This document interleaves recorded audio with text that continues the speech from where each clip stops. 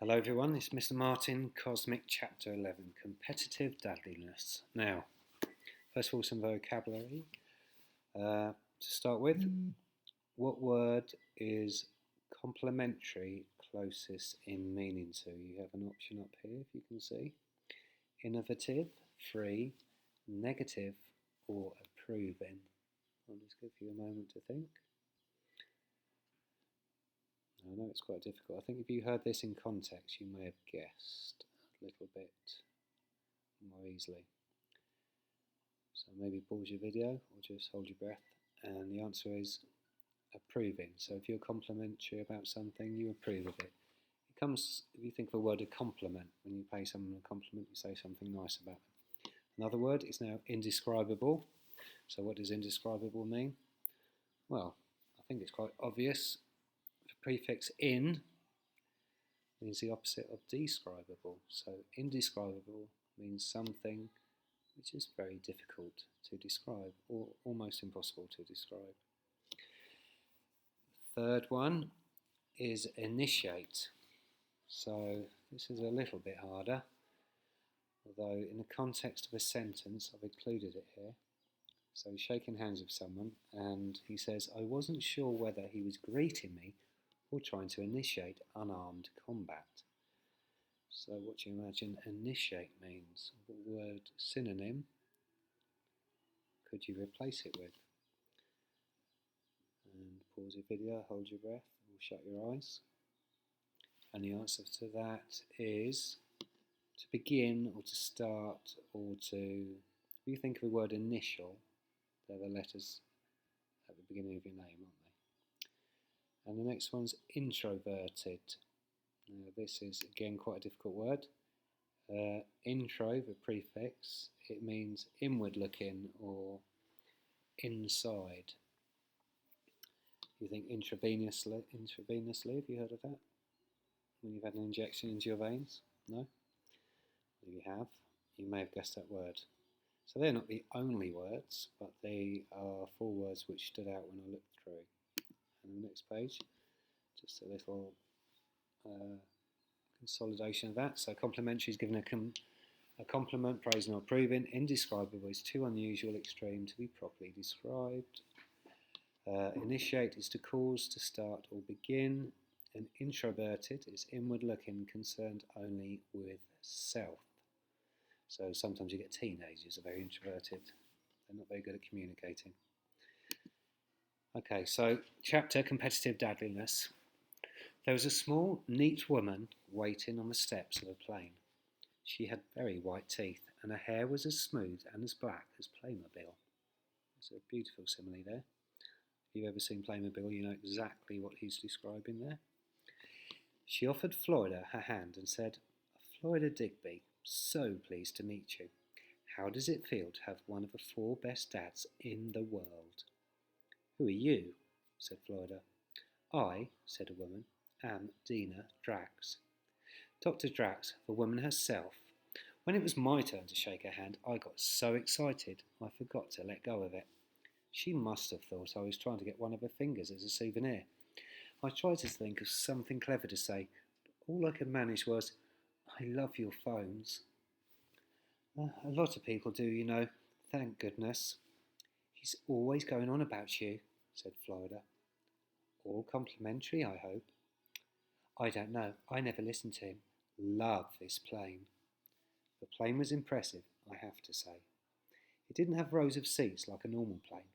It had couches and easy chairs and little tables. There were 3 children down at the front and Galaxy Trader playing on a big video screen, and 3 dads on the back on the couches. Maybe Florida would like to go and play with the other children while I introduce you to the other dads. Okay. You can let go of my hand now, Mr. Digby. Sorry. I hadn't known until then that Dina Drax was Chinese. Drax isn't her real name. Her real name means something like victorious over life's tribulations. But she changed it to Drax because victorious over life's tribulations didn't fit on the side of a phone. She took me to the back of the plane, where the dads were sitting around. One of them was a skinny man with a big fat book about prime numbers. Now, I thought I knew all about prime numbers because of being gifted and talented, etc. But what I know about them comes to about a page. This book was at least 1,000 pages long, and he'd nearly finished it. So he was roughly 1,000 times cleverer than me.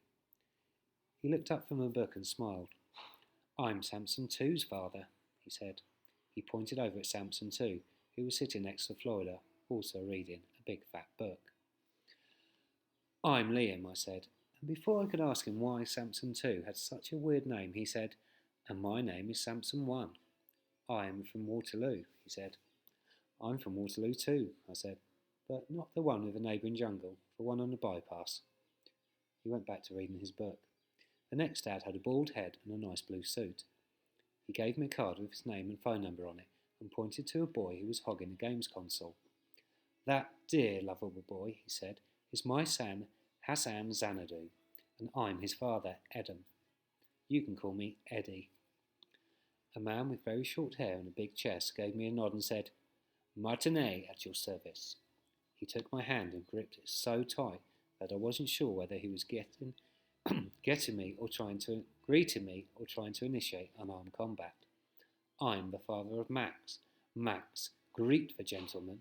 At the far end of the plane, a boy with exactly the same haircut as Mr. Martinet jumped up and gave me exactly the same nod. Max is short for Maximum, said his dad, which is what Maximum is. He's for Maximum Martinet.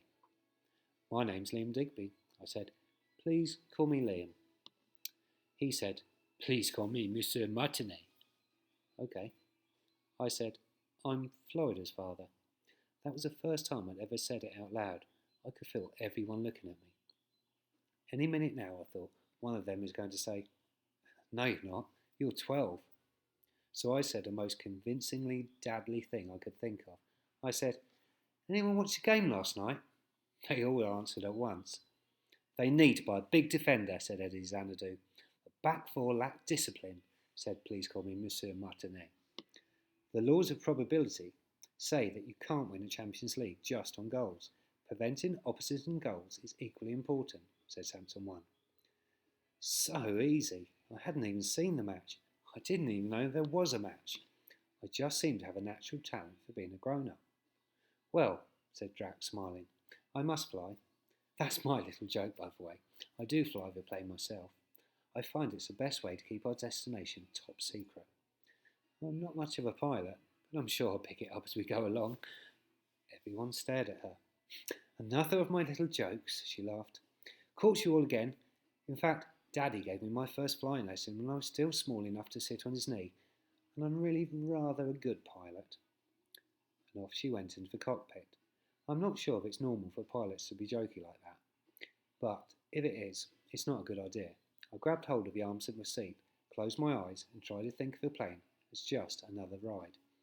As rides go, the flight to China was a bit lengthy, 12 hours, I think. And once you get used to the idea that you're 30,000 feet in the air, it wasn't much of a thrill. But the view was pretty cosmic. Miles and miles of cloud, like a country made of squirty cream. I remember watching a plane's shadow moving across the white, like a little dog running over snow. Eddie Xanadu was sitting next to me. He said, It's a nice plane, yes? Best I've ever been in. My Hassan has an ambition to buy a plane like this, and he will do it. He is so good with money, even when he was small at his first school. In my country, things are always changing because of wars and so on. One time, the school uniform changed. First you wore a white shirt, now you must wear a blue shirt. Everyone goes to the shops to find a blue shirt. There are none. Next day, Hassan comes to school and opens his bag. 100 blue shirts. He bought them all. Everyone bought a shirt from him, just a little more expensive than the shop. So he makes money. By the time he is 12, he had enough money to buy a house. He rents it out. Are you good with money, Mr. Digby? I realised I didn't actually have any money on me. I just said, No, not like that, not at all. Hassan is a genius with money. Excuse me, said Samson 1. I couldn't help overhearing a conversation. Is your boy really a genius? More than a genius, a wizard with money. Oh, with money, said Samson 1, shaking his head with disappointment. Samson too is officially a genius. He did a project on irrigation and it was so good the government bought it. How much did they pay? Asked Eddie. $50,000. Why, Sam would have got you twice as much. Monsieur Martinet chimed in. Money is a terrible distraction. My Max is too focused to care about money. What's he focused on? I asked, just to be polite. Success. Oh, right. Are you interested in success, Mr. Digby? I have written a best-selling book on the subject. I believe everyone could be a winner. It just takes a little discipline. My World of Warcraft guild had once taken over an entire territory. We were even going to rename it, but then it was completely destroyed by a flight of dragons. I said, interested but not, bothered. What about Florida? What's her speciality? Is she a financial wizard, a natural leader, a genius? You are joking, I laughed. They all looked a bit baffled. And after a while, Samson once said, why would it be funny? All she thinks about is shopping and celebrities. All she wants is to be famous. How strange, said Monsieur Martinet. Not really. All her friends are just as bad. I mean, how strange for a man to talk about his own daughter that way. I said, well, It turns out that being a dad is a competitive sport. You're supposed to think your kid is the best kid. You're even supposed to try and convince other people your kid is the best kid. You're supposed to be proud of your child. I sneaked my dad's copy of Talk to Your Teen out of my waterproof backpack, but I thought the other dads might be suspicious if they caught me using the instruction manual, so I took it to the loo. Reading in the loo is definitely dadly. It's all about listening, apparently. If you don't listen, your child becomes introverted and sulky. The more you listen, the more you'll understand.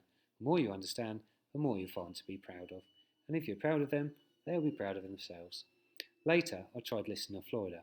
She was down at the other end of the plane going on about Daytona or Paris or Brittany or someone. You see, her mother had chronic obesity. You know what that is? She was fat for a very long time. And that's why she got all these eating disorders, because she doesn't want to be like her mother, etc. It didn't seem to help. In fact, I thought it might be better if she did get a bit more introverted and sulky. Then we landed. And then the doors opened. It was dark outside, but the plane soon filled up with a smell of toasted sand. Florida said, are we on a beach? I said, no, we're not on the beach.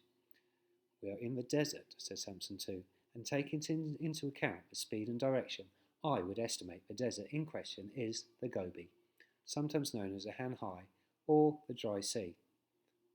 Florida said, I didn't know we had deserts in England. England?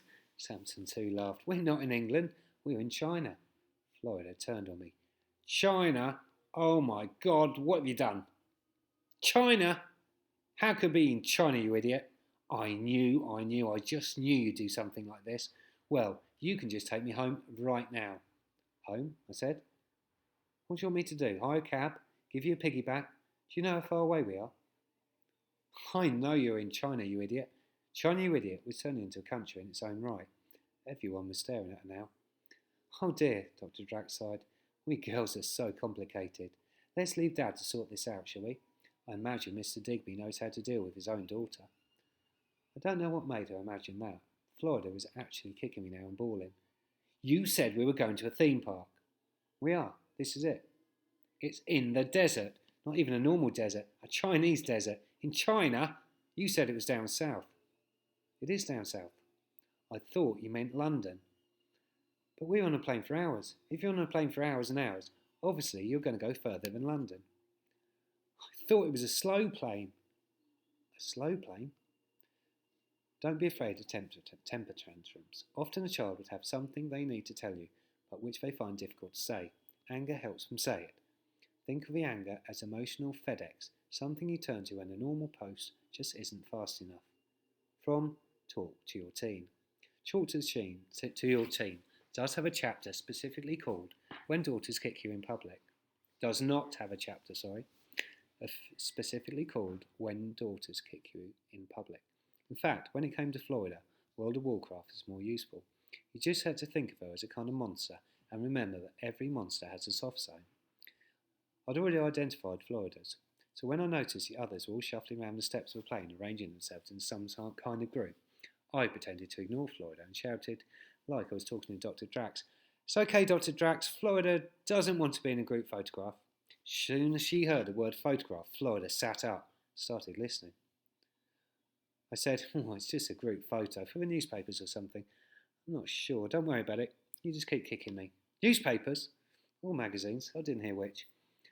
Or maybe it's for the telly. Honestly, kick away. Florida was doing one of her smiles in the front row of that photograph before I had time to stand up.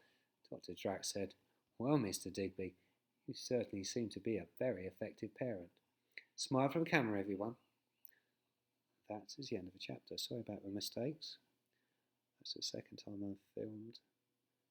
Sorry, recorded this. And I don't think I could do it again. Goodbye now.